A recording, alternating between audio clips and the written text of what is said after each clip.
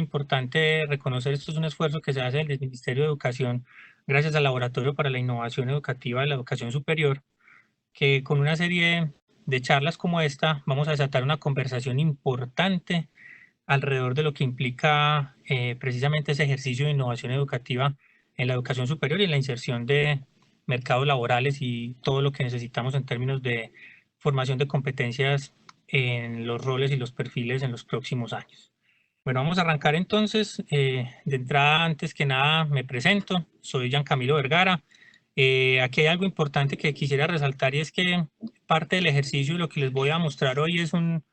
proceso que tiene que ver incluso con el ejercicio de conectar múltiples formas de ver el mundo y un poquito eso fue quizá lo que pasó conmigo, porque inicialmente arranqué un ejercicio de formación en producción audiovisual, luego estudié comunicación social y por último me conecté con un ejercicio de una maestría en estética con énfasis en estudios urbanos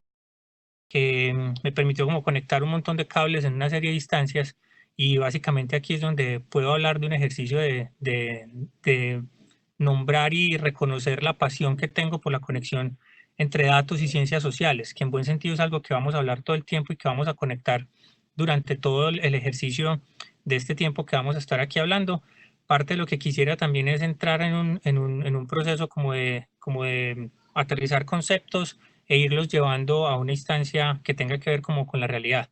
Vamos a tener muchos ejemplos que nos van a permitir anclar eso en cosas puntuales y un poquito decir cómo entender qué pasa con el ejercicio de formación, con las instancias educativas, con las industrias y con todos los talentos que se asocian a todos estos procesos. Entonces, así es como nos vamos a mover durante todo este proceso. Y sin más, arranquemos. Yo creo que hay algo importante y es algo que quisiera hacer dentro de todo este proceso, y es que parte de lo que hay aquí es que tenemos que hacer un poquito arqueología del término de nomad, porque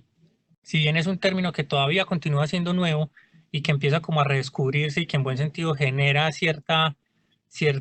interés al juntar dos palabras, un juego de palabras que plantean la conexión entre conocimiento y ese ejercicio de nomadismo que hay allí, casi que podríamos hablar de los nómadas del conocimiento en este término, va a ser muy importante empezar a reconocer que incluso podríamos devolvernos hasta por allá, casi llegando a los años 70, finales de los 60, en un proceso en el que Michael Polanyi entró en un ejercicio de hablar de la dimensión tácita del conocimiento. Y esto nos enmarca un ejercicio importante a la hora de empezar a descubrir qué es lo que se quiere y qué es lo que qué es lo que se busca con la instalación y con la reflexión de el ser humano a partir de cómo se relaciona y cómo se conecta con cada una de estas instancias. ¿Qué ha venido pasando ahí? Que incluso ya una serie de años después, casi 30 años después, podríamos enmarcarnos en una nueva reflexión a partir de todo este concepto que se fue creando y reproduciendo durante los años y que nos fue conectando con una serie de posibilidades importantes, donde incluso aquí, en el caso de D-Hack, con el nacimiento de la era caórdica, podemos empezar a entender un poquito que el conocimiento o el concepto empieza como a complejizarse un poquito, pero a entenderse también desde el sentido de decir, en medio de todo el caos y de las lógicas en las que nos movemos los seres humanos, ¿cómo vamos a empezar a entender de dónde está el conocimiento que vamos acumulando, sea un conocimiento formal o un conocimiento informal? Y eso incluso posibilitó por allá, a inicios de los 2000, entrar en un ejercicio de hablar de un poquito de cuál es la futurología o cuál podría ser la forma en la que vamos a entender ese futuro del conocimiento. Y en este caso, en manos de Berna Ali, entendimos ese proceso y ese ejercicio de entender cómo incluso el valor de las redes empezaba a generar un sentido importante. Recuerden que aquí ya esto fue hace casi 2 décadas que nos adentramos en un universo en el que empezamos a hablar de redes, en el que empezamos a hablar de comunidades, en que empezamos a hablar de un conocimiento colectivo y empezamos a conectar una serie de instancias relevantes alrededor de todo este proceso. ¿Qué sucedió aquí? Que por allá en el año 2011 se juntaron el señor Cristóbal Cobo y John Moravec, que en buen sentido es el padre del término nomad y que al que le debemos, digamos, como todo este ejercicio de reconocimiento, pero fue muy necesario porque incluso aquí todavía en este momento no se hablaba del término en el año 2011. En el año 2011 hablábamos de un aprendizaje invisible y un aprendizaje que casi que podríamos verlo en todas partes y que parte del ejercicio de las conceptualizaciones y de las lógicas en las que vemos a lo que podría ser un nomad contemporáneo, podríamos empezar a decir, todo fue a partir de lo que sucedió con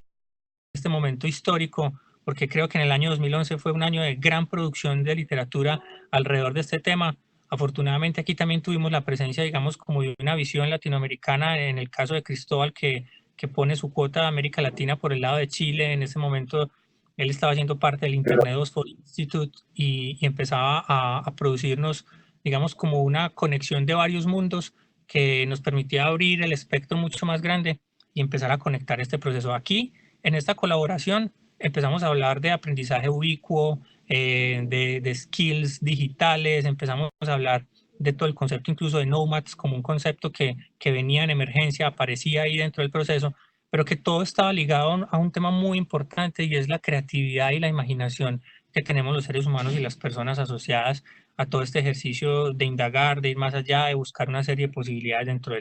del proceso. Es por eso que 2 años más tarde, realmente aquí ya John empieza un ejercicio de producción muy condensada, entendiendo muy bien lo que implica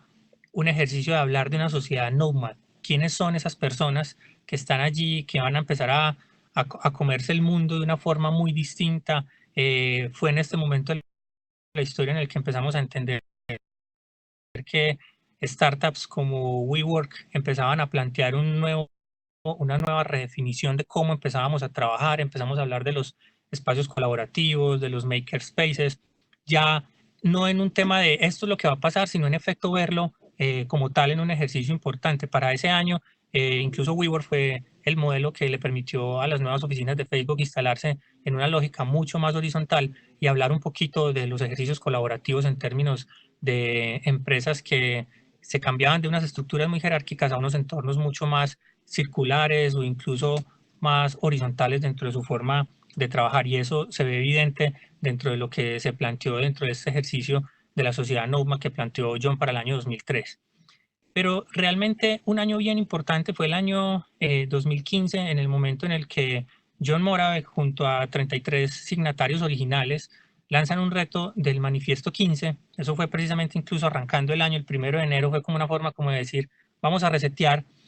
todo este proceso y vamos a hacer una gran declaratoria en el que esto no sea en nombre propio, sino que sea incluso lanzado de manera colaborativa y entregado sobre una lógica de creación colectiva, sobre una licencia Creative Commons 3.0, que incluso planteaba un proceso de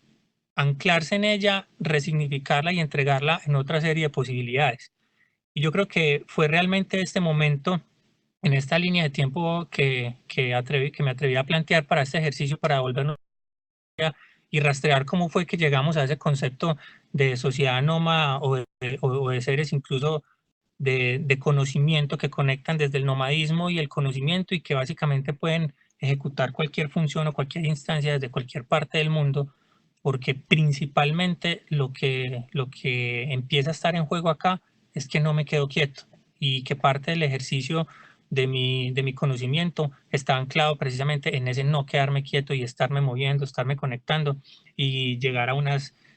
nuevas instancias dentro de todos estos procesos. ¿Qué pasa aquí entonces? Que precisamente como una declaratoria de las características de esos nuevos trabajadores nomádicos, si cabe el término ponerlo así en español como una especie de traducción alrededor del tema, aquí se empiezan a resaltar una serie de contextos importantes y es que